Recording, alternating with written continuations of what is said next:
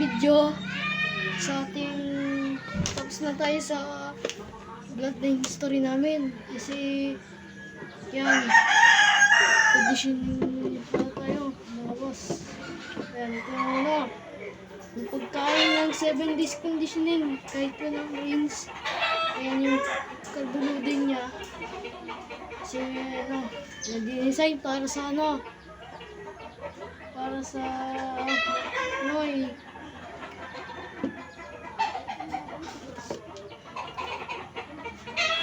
ay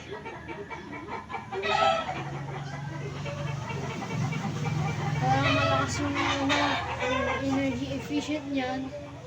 Tapos pag hindi ka nagka-carboload kasi ay baka mahina ito sa dapat during the 3 days mag-carboloading na kayo, mag-gamit ay crop corn. Pero din naman kasi 7 days na tayo, 7 days conditioning mixture. Ayan, ito yung dextrose, ito yung kapusani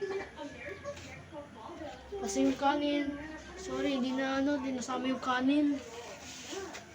Ito yung ginabawad ko yan sa mga tubig yan.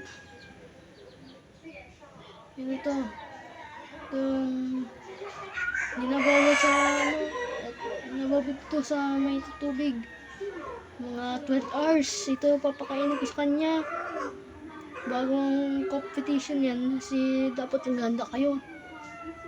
Yan procedure natin, kukuha tayo ng ng maintenance.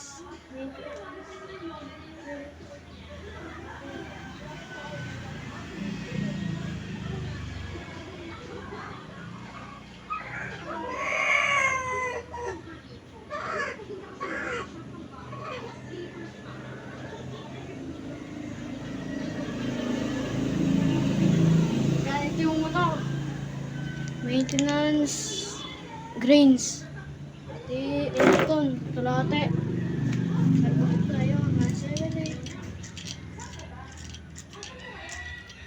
Kalate. Yan, kalate rin.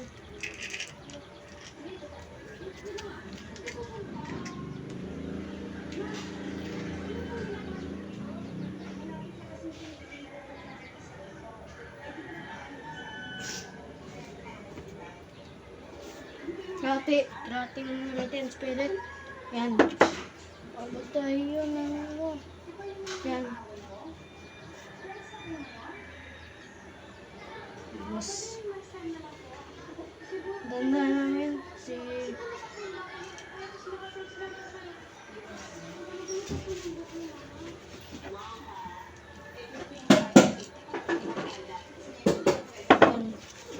sabay namin ng dextrose.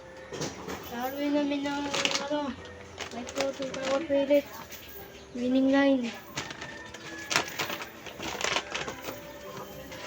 Unahin namin ito ng honey kasi natuyo ito natuyo ito sa natuyo rin kaya yan.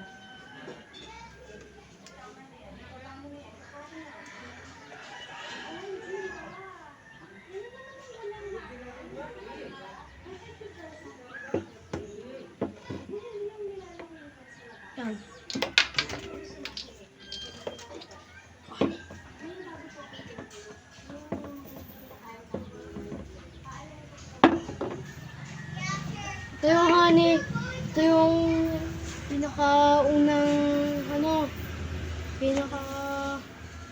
pinakakailangan sa sa manok kasi immunity yan kasi nagpapalakas yung resistensya laban sa sakit at infection. Ito sa ito sa ganyan sa conditioning yan ito.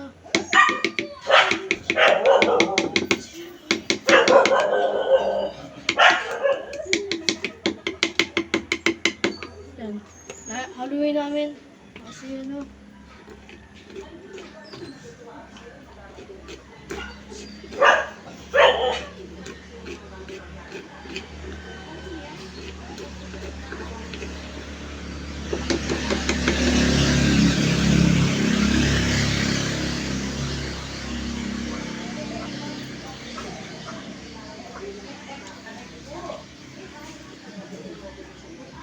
kuha tayo ng tubig.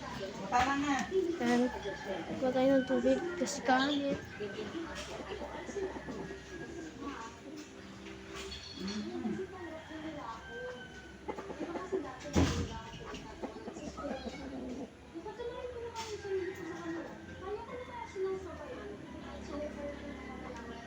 Yan mga boss. Ano nga yung tubig? Yan. Pagasin namin yung kutsara. Wait, this.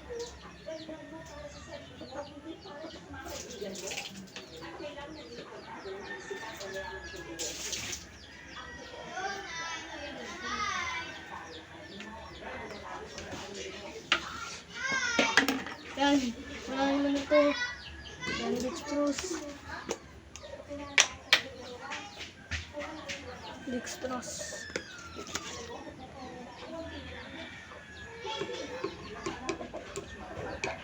At may kusmihos tayo, mga boss. May kusmihos.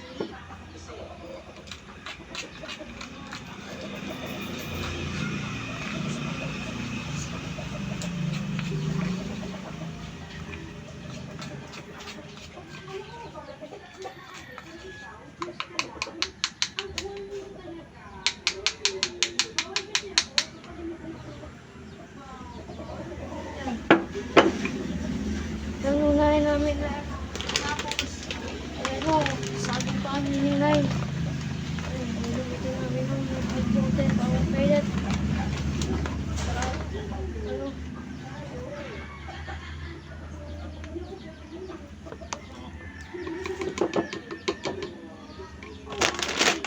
bawas alo tayo.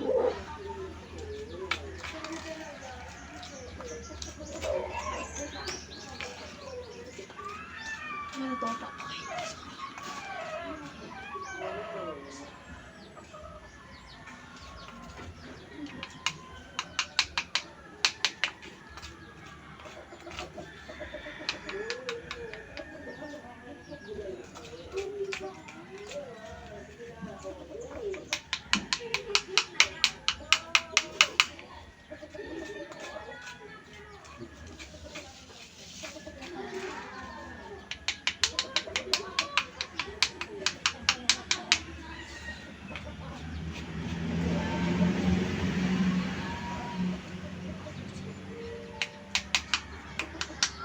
Yan mga boss.